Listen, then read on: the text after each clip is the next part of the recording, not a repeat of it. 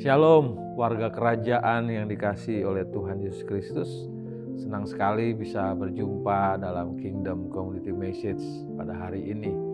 Ya, kita akan sama-sama belajar dari khotbah yang disampaikan oleh gembala senior kita, Pak Timotius Arifin, yang berjudul Mujizat yang pertama. Nah, kisah ini saudara diambil dari Yohanes pasal yang kedua, ayat yang pertama sampai dengan ayat yang ke-11.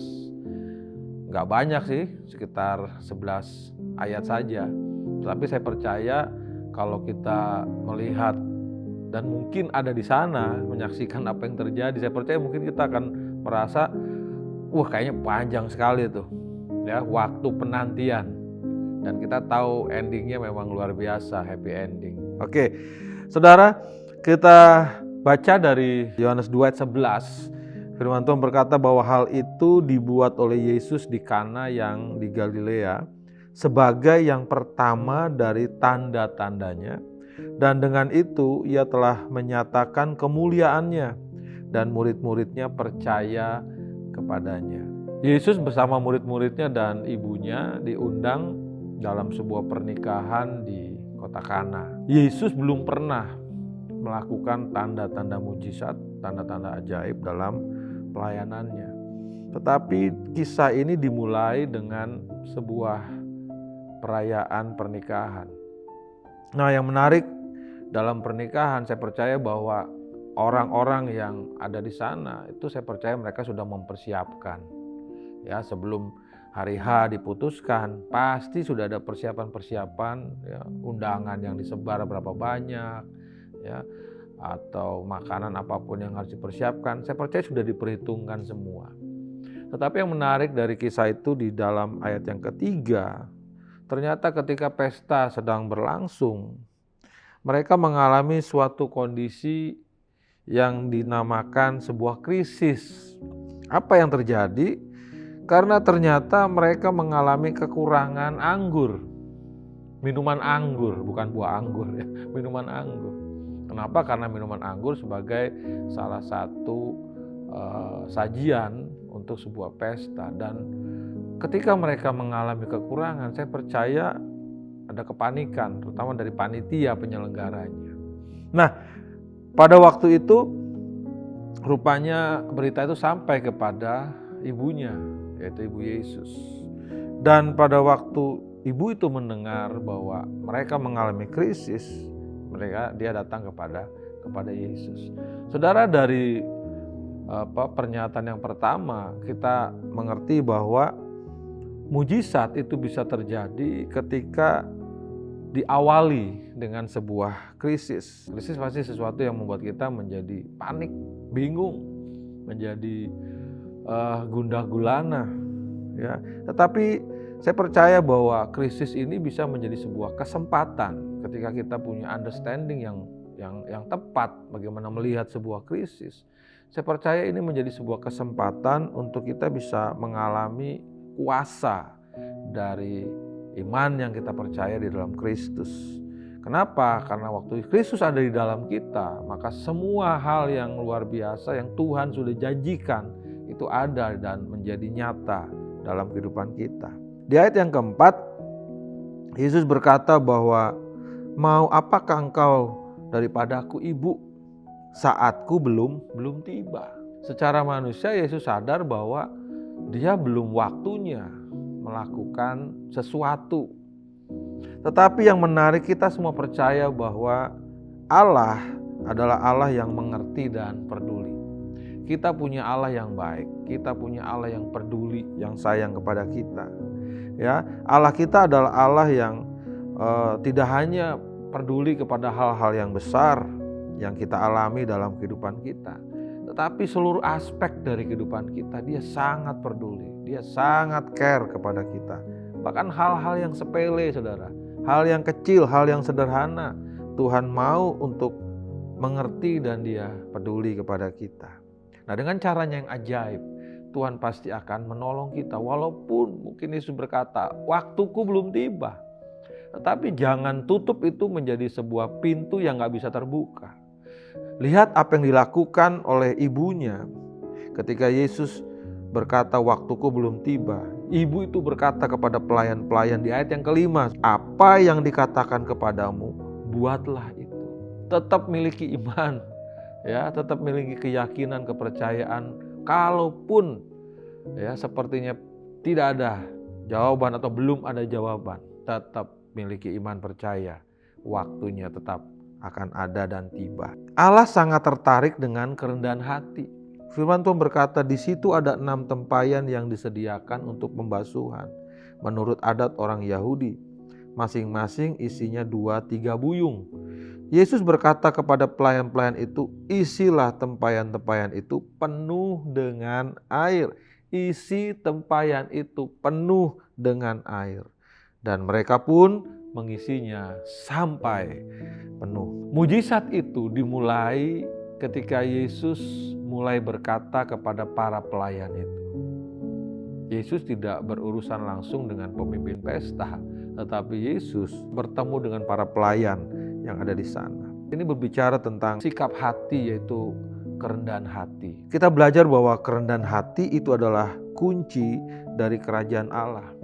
Kenapa? Karena Allah kita adalah Allah yang sangat tertarik dengan kerendahan hati. Saudara bisa bayangkan bagaimana pergumulan mungkin dari para pelayan itu ketika Yesus berkata, ambil air lalu penuhi ketempayan-tempayan yang ada. Saya percaya itu menjadi sesuatu yang mungkin gak sih? Atau apa sih yang Yesus sedang lakukan? Tetapi ketika para pelayan punya hati untuk tetap belajar taat, melakukan apa yang dia suruh, gak berbantah-bantah, gak mencari alasan dan sebagainya. Ini menjadi step awal, ini menjadi langkah awal mujizat itu terjadi. Ya, jadi Allah tertarik kepada sikap hati, yaitu kerendahan hati. Jangan sampai kita terjebak dengan hal-hal yang biasa saja. Karena pada waktu pemimpin pesta itu menerima anggur yang disuguhkan oleh para pelayan, pemimpin pesta berkata, anggur itu adalah anggur yang baik. Artinya apa?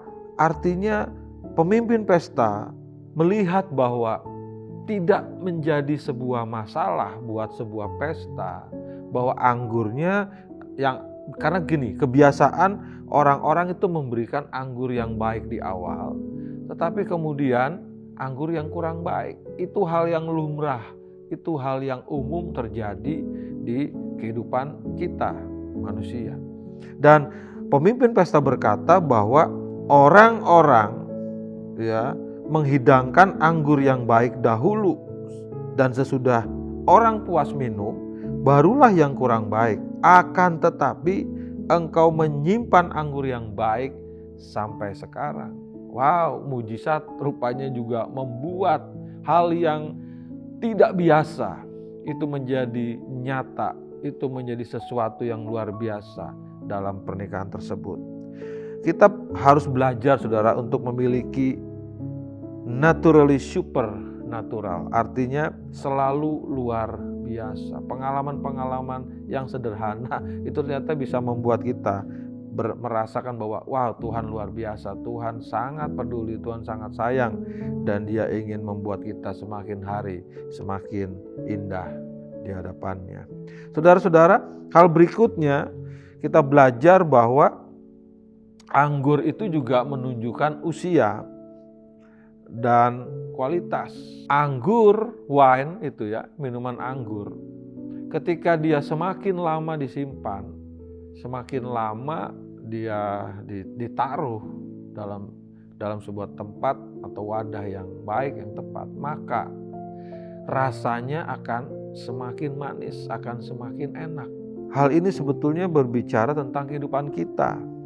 Ya, harusnya hal yang sama terjadi. Semakin kita ikut Tuhan, semakin lama kita tinggal di dalam Tuhan, kita menjadi orang-orang murid-muridnya yang terus bertumbuh di dalam pengenalan akan Tuhan, maka sebetulnya kehidupan kita juga harusnya menjadi semakin dewasa, menjadi orang-orang yang menyatakan kualitas Allah.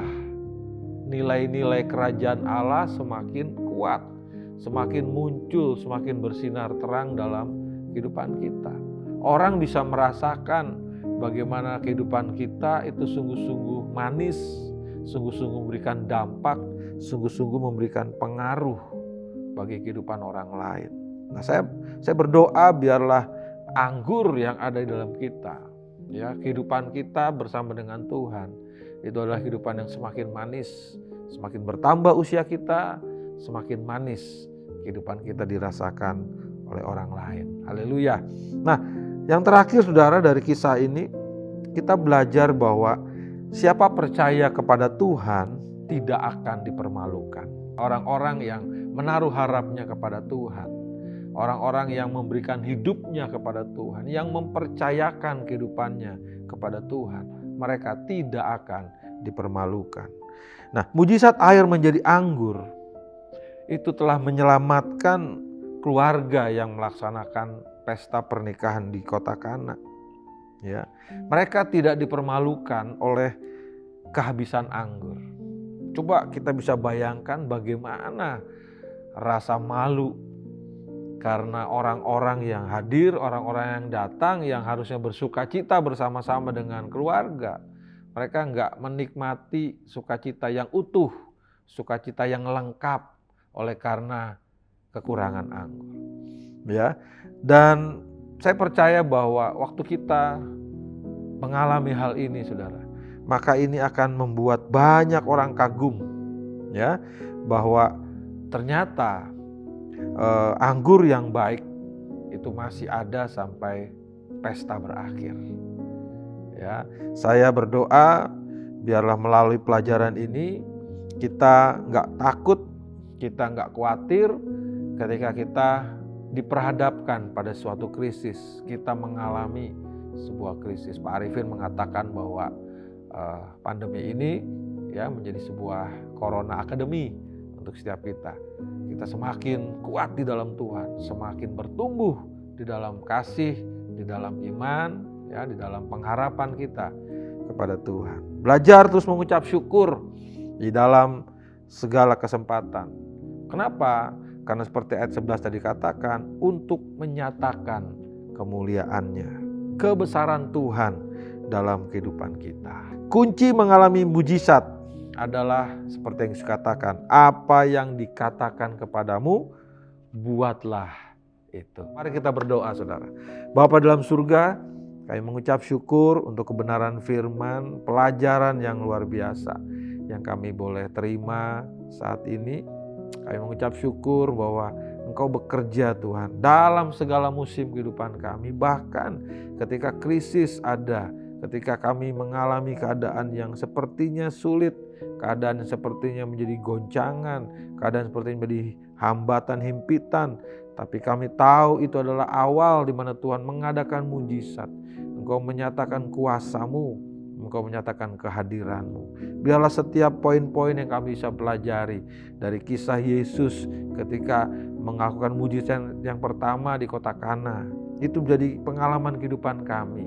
Bahkan Tuhan, seperti yang Tuhan katakan, kami akan terus dibawa naik dan tidak turun. Kami menjadi kepala dan bukan ekor. Biarlah itu terjadi dalam kehidupan kami. Kami memunculkan kualitas Kristus. Kami memunculkan value, nilai-nilai kerajaan Allah dalam kehidupan kami. Memberkati setiap komsel-komsel yang ada, Tuhan. Kami terus bertumbuh, berlipat kali ganda, dan nama Tuhan dipermuliakan. Karena kami tahu ketika mujizat itu terjadi, itu untuk menyatakan kemuliaan-Mu. Terpuji Engkau Bapa. Hanya di dalam nama Tuhan Yesus kami berdoa dan kami mengucap syukur. Amin. Shalom. Tuhan Yesus memberkati kita.